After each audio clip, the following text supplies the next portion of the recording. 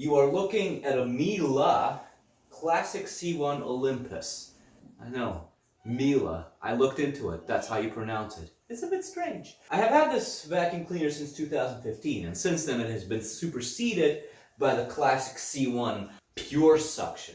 And for all intents and purposes, I don't think they really changed much except the color. It now comes in charcoal gray. I have had this for 4 years, and I do believe it's very important to do long-term reviews so that you can get the full picture. Unlike all these yahoos with 50 billion subscribers who get a product before everyone else does, try it out for half an hour and say, yeah guys, it's great, it works, now click the link in my description, make me lots of money. That's bullshit, and I'm not going to do that to you. I'm going to go over all the features, what I like about this, what I don't like about this, and what it's like to use it day to day. Let's get started. First, let's talk about size and storage. Quite compact, and you have 2 modes of storage. You can slide this vacuum handle into a grooved slot in here, so you can store it vertically, or you can store it horizontally with a grooved slot right here. Look to this small closet and enjoy it. There it goes. Beautifully stored. Excellent. Let's have a look at their accessories. A narrow nozzle for narrow things. A brushy do for brushy things. And finally, a narrow attachment for carpets. Next, very important, the classic product line, the heads on these vacuum cleaners. As you can see, they don't have the rolling bristles. Therefore, they say they're not exactly very well suited for houses with a lot of carpets in them. It does have 2 settings, one for hardwood floors. The other one is designed for area rugs. The wand itself, I reckon you will like this. Looking at how nicely it can extend. Press this button, now you can reach places. Here up top, you've got a flow control. If you open this up, now the suction becomes weaker at the head. This is particularly useful if you're trying to clean an area rug without dragging it along with you, and I'll show you what I mean in just a moment. It's of course quite easy to take apart. Very nice latch mechanism. Been using it for 4 years. Has never failed. Here we have the cord fully extended.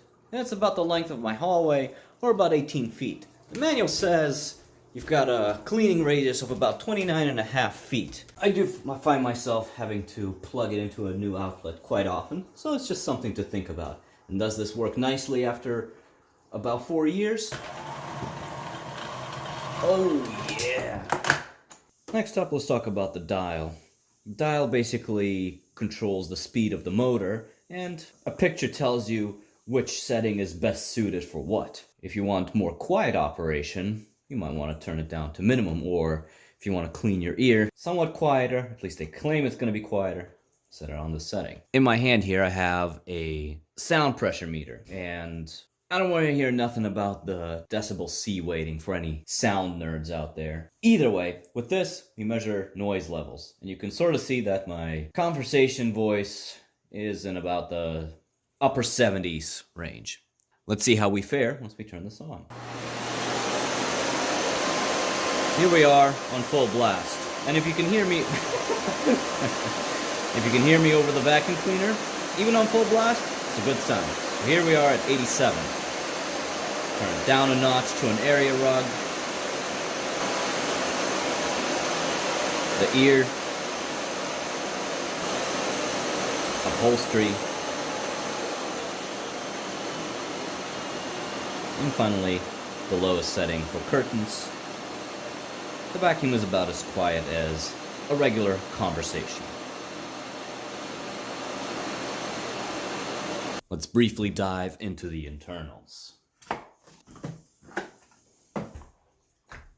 The advantage of a fancy vacuum cleaner is that not only does it clean the floor, but it also cleans the air. It does so by having fancy filter bags. Here you've got 3 stages of filters. You've got the regular vacuum cleaner bag. In here, you have the motor filter, so that no dust and debris gets into the motor compartment. And out here, you've got a filter for the exhaust, so that you don't breathe any dust particulates as you're vacuuming. When the vacuum starts to fill up, When the vacuum bag starts to fill up, this indicator will show you while you're running it. It'll turn red. By the time the red mark occupies the whole space here, that means your bag is full of crap and it's time to change it. Open it up, just pull on it and wiggle it out. Get your new bag, and there's also a filter here. You can just compare it to the old one and use scissors to cut it out and put the new one in. They give you one filter like this in the kit and two filters to go in the front right here. Slide it in where the arrows are pointing. Locks in place. Fold it in. Put the cover back, put your hose back, and you're done. As for the old bag, you can fluff it up and reuse it as a pillow. On the bottom we have 3 wheels, which make navigating with the vacuum cleaner a relatively simple task. A lot of people say it doesn't do well with carpets, but I kind of tend to disagree. That being said, if my house was entirely carpeted, I probably would not want to buy a vacuum like this. Carpet setting.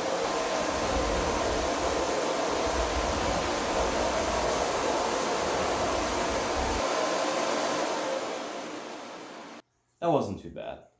If you're wondering what happens when you press this button here, the brushes come out for the hardwood floor setting so that it glides much easier. Additionally, this has a couple of wheels, which is a nice touch. Next up is an example of an area rug that I sort of have a gripe with. It does tend to drag it thanks to the suction, even if I have the carpet setting on.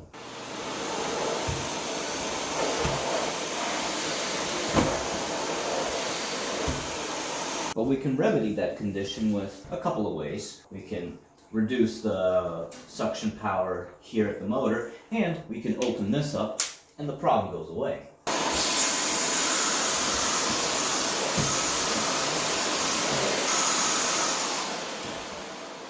Filthy low-pile carpets that are well attached are no challenge at all.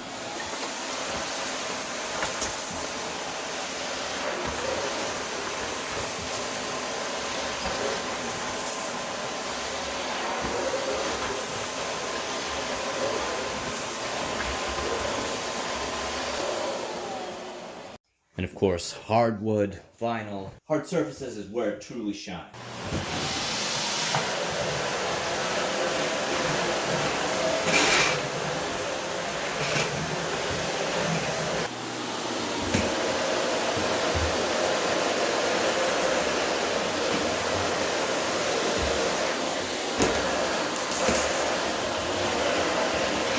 Check out all this gunga. Let's use one of them there attachments, why don't we? The gunga cleaner.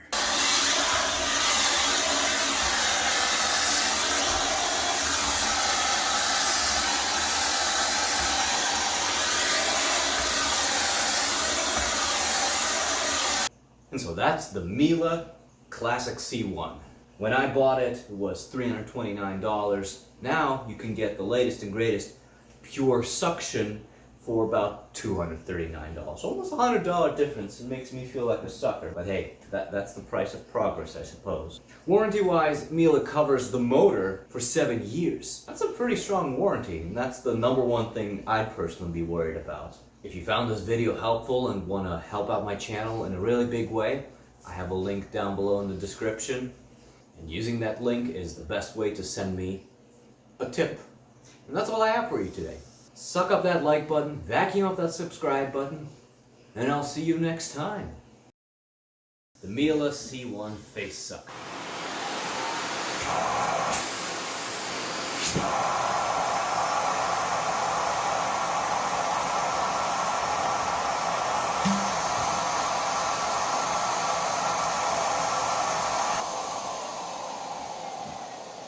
Pure lucky coincidence that this thing was too big.